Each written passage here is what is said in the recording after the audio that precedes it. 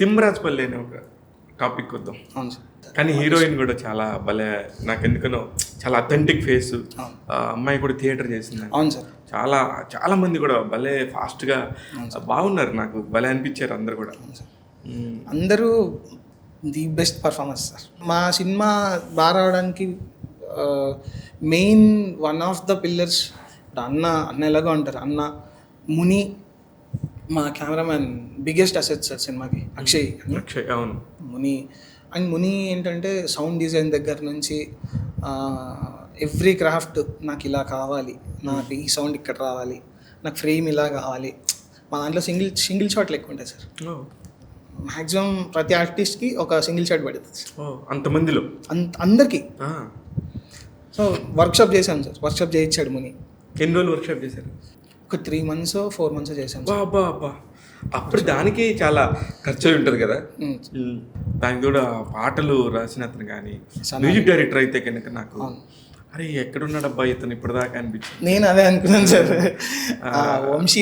వంశీ కృష్ణ అని, అసలు మనోడు కూడా సూపర్ టాలెంటెడ్ సార్. నాకు తెలిసి ఈ సినిమా బయటకు వచ్చాక మనోడు చాలా బాగా బిజీ అయిపోతాడు సార్.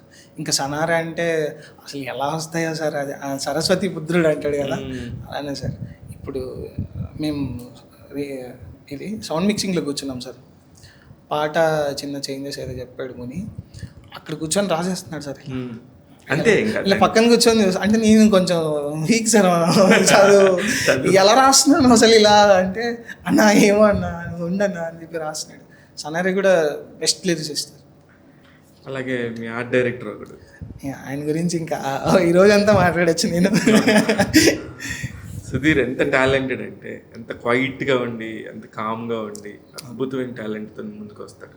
నాకు చూసినప్పుడు సినిమా మొత్తం ఒకలాగా అనిపిస్తే ఆయన ప్రొడక్షన్ డిజైన్ నాకు చాలా నచ్చింది.